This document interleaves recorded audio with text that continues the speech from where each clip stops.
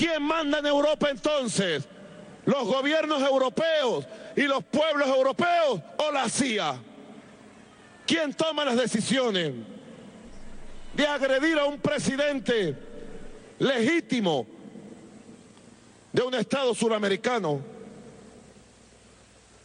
Y el que llegó al colmo de los colmos fue el gobierno de España.